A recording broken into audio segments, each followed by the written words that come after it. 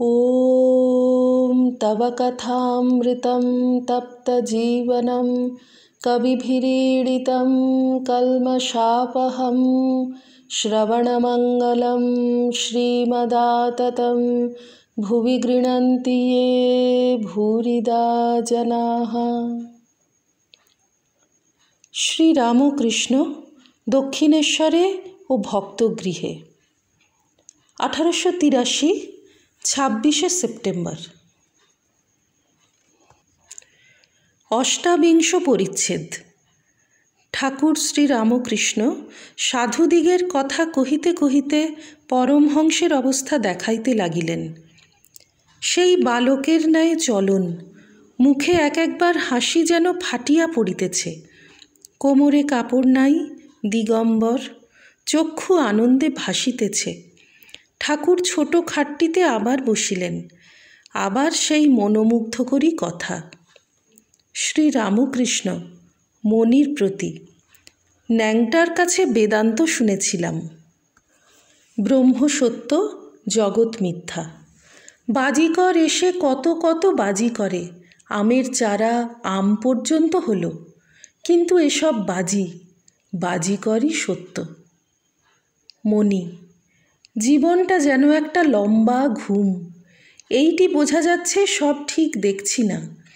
যে মনে আকাশ বুঝতে পারি না, সেই মন নিয়েই তো জগৎ দেখছি, অতএব কেমন করে ঠিক দেখা হবে? ঠাকুর। আর এক রকম আছে। আকাশকে আমরা ঠিক দেখছি না, বোধ হয় যেন মাটিতে লোটাচ্ছে। তেমনি কেমন করে মানুষ ঠিক দেখবে? ভিতরে বিকার। ঠাকুর মধুর কণ্ঠে গাহিতেছেন, বিকার ও তাহার ধন্বন্তরী। এ কি বিকার শঙ্করী? কৃপাচরণতরী পেলে ধন্বন্তরী। বিকার বই কি?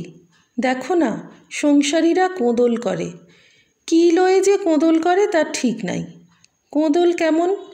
তোর অমুক হোক, তোর অমুক করি, কত চেঁচামেচি, কত গালাগাল। মনি। কিশোরীকে বলেছিলাম, খালি বাক্সের ভিতর কিছু নাই, অথচ দুইজনে টানাটানি করছে, টাকা আছে বলে। আচ্ছা, দেহটাই তো যত অনর্থের কারণ, ওই সব দেখে জ্ঞানীরা ভাবে খোলস ছাড়লে বাঁচি। ঠাকুর কালীঘরে যাইতেছেন। ঠাকুর। কেন? এই সংসার ধোঁকার টাটি, আবার মজার কুটিও বলেছে। দেহ থাকলেই বা সংসার মজার কুটি তো হতে পারে। মনি। নিরবচ্ছিন্ন আনন্দ কোথায়? ঠাকুর। হ্যাঁ, তা বটে। ঠাকুর কালীঘরের সম্মুখে আসিয়াছেন। মাকে ভূমিষ্ঠ হইয়া প্রণাম করিলেন। মনিও প্রণাম করিলেন। ঠাকুর কালীঘরের সম্মুখে নিচের চাতালের উপর নিরাসনে মা কালীকে সম্মুখ করিয়া বসিয়াছেন। পরনে কেবল লাল পেড়ে কাপড়খানি, তার খানিকটা পিঠে ও কাঁধে। পশ্চাৎ দেশে নাট মন্দিরের একটি স্তম্ভ, কাছে মনি আছেন। মনি। তাই যদি হলো, তাহলে দেহধারণের কি দরকার? এ তো দেখছি কতকগুলো কর্মভোগ করবার জন্য দেহ। কি করছে কে জানে, মাঝে আমরা মারা যাই। ঠাকুর। ছোলা 20 ঠাকুরে পড়লেও ছোলা গাছই হয়। মনি।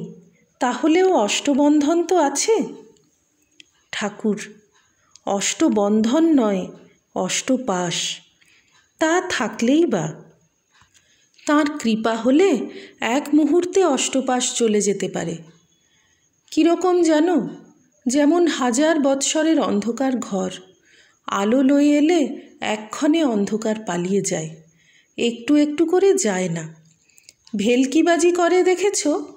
অনেক গেরো দেওয়া দড়ি একধার একটা জায়গায় বাঁধে, আর একধার নিজের হাতে ধরে, ধরে দড়িটাকে 2-1 বার নাড়া দেয়। নাড়াও দেওয়া আর সব গেরো খুলেও যাওয়া। কিন্তু অন্য লোকে সেই গেরো প্রাণপণ চেষ্টা করেও খুলতে পারে নাই। গুরুর কৃপা হলে সব গেরো এক মুহূর্তে খুলে যায়। আচ্ছা, কেশব সেন এত বদলালো কেন বলো দেখি? এখানে কিন্তু খুব আসত। এখান থেকে নমস্কার করতে শিখলে। একদিন বললুম, সাধুদের ওরকম করে নমস্কার করতে নাই। একদিন ঈশানের সঙ্গে কলকাতায় গাড়ি করে যাচ্ছিলুম। সে কেশব সেনের সব কথা শুনলে। হরিশ বেশ বলে, এখান থেকে সব চেক পাশ করে নিতে হয়, তবে ব্যাংকে টাকা পাওয়া যাবে। ঠাকুরের হাস্য। মনি অবাক হইয়া এই সকল কথা শুনিতেছেন। বুঝিলেন গুরুরূপে সচ্চিদানন্দ চেক পাশ করেন। ঠাকুর, বিচার করো না, তাকে জানতে কে পারবে? ন্যাংটা বলতো শুনে রেখেছি, তাঁরই এক অংশে এই ব্রহ্মাণ্ড। হাজরার বড় বিচার বুদ্ধি। সে হিসাব করে এতখানিতে জগৎ হলো, এতখানি বাকি রইল। তার হিসাব শুনে আমার মাথা টনটন করে। আমি জানি আমি কিছুই জানি না। কখনো তাকে ভাবি ভালো, আবার কখনো ভাবি মন্দ। তাঁর আমি কি বুঝব? মনি, আজ্ঞা হাঁ, তাকে কি বুঝা যায়? যার যেমন বুদ্ধি সেইটুকু নিয়ে মনে করে আমি সবটা বুঝে ফেলেছি। আপনি যেমন বলেন, একটা পিঁপড়ে চিনির পাহাড়ের কাছে গিয়েছিল, তার এক দানায় পেট ভরল বলে মনে করে এইবারে সব পাহাড়টা বাসায় নিয়ে যাব। ঠাকুর, তাকে কে জানবে? আমি জানবার চেষ্টাও করি না। আমি কেবল মা বলে ডাকি। মা যা করেন। তার ইচ্ছা হয় জানাবেন, না ইচ্ছা হয় নাইবা জানাবেন। আমার বিড়াল ছাঁর স্বভাব। বিড়াল ছাঁ কেবল মিউ মিউ করে ডাকে, তারপর মা যেখানে রাখে, কখনো হেঁসেলে রাখছে, কখনো বাবুদের বিছানায়। ছোট ছেলে মাকে চায়। মার কত ঐশ্বর্য সে জানে না, জানতে চায়ও না। সে জানে আমার মা আছে, আমার ভাবনা কি। চাকরানির ছেলেও জানে আমার মা আছে। বাবুর ছেলের সঙ্গে যদি ঝগড়া হয়, তা বলে আমি মাকে বলে দেব আমার মা আছে। আমারও সন্তান ভাব। হঠাৎ ঠাকুর শ্রীরামকৃষ্ণ আপনাকে দেখাইয়া নিজের বুকে হাত দিয়া মণিকে বলিতেছেন, আচ্ছা, এতে কিছু আছে, তুমি কি বলো? তিনি অবাক হইয়া ঠাকুরকে দেখিতেছেন।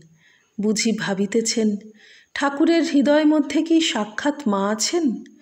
মা কি দেহ ধারণ করে এসেছেন জীবের মঙ্গলের জন্য?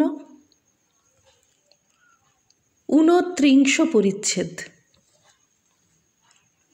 ঠাকুর শ্রীরামকৃষ্ণ দক্ষিণেশ্বরে কালী মন্দিরের সম্মুখে চাতালের উপর উপবিষ্ট। জগন্মাতাকে কালী প্রতিমা মধ্যে দর্শন করিতেছেন। কাছে মাস্টার প্রভৃতি ভক্তেরা বসিয়া আছেন।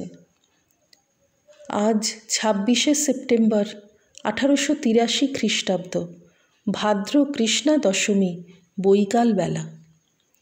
কিয়ৎক্ষণ পূর্বে ঠাকুর বলিতেছেন, ঈশ্বরের সম্বন্ধে কিছু হিসাব করবার জো নাই। তার অনন্ত ঐশ্বর্য, মানুষ মুখে কি বলবে? একটা পিঁপড়ে চিনির পাহাড়ের কাছে গিয়ে একদানা চিনি খেলে, তার পেট ভরে গেল। তখন সে ভাবছে, এইবার এসে সব পাহাড়টা গর্তের ভিতর নিয়ে যাব। তাকে কি বোঝা যায়? তাই আমার বিড়ালের ছানার ভাব, মা যেখানে রেখে দেয়। আমি কিছু জানি না।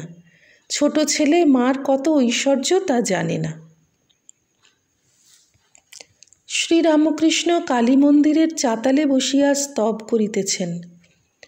ও মা, ও মা, ওঙ্কার রূপিণী মা, এরা কত কি বলে মা, কিছু বুঝতে পারি না, কিছু জানি না মা। শরণাগত, শরণাগত, কেবল এই করো যেন তোমার শ্রীপাদপদ্মে শুদ্ধা ভক্তি হয় মা।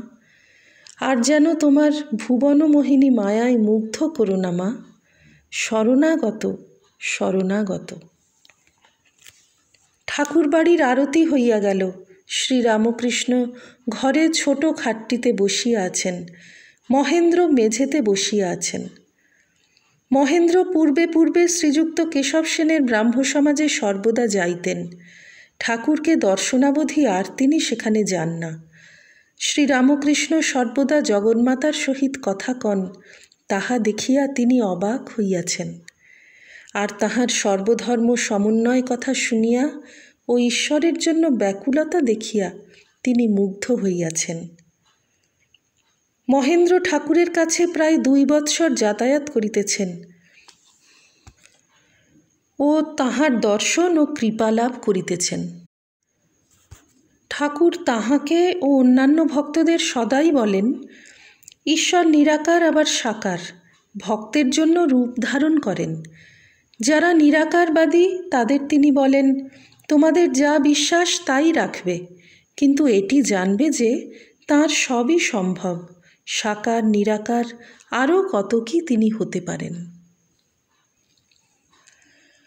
ওম নিরঞ্জনম নিত্যমনন্তরূপং ভক্তানুকম্পাধৃতবিগ্রহং বৈ ঈশাবতারং পরমেশমিড্যং তং রামকৃষ্ণং শিরসা নমামঃ।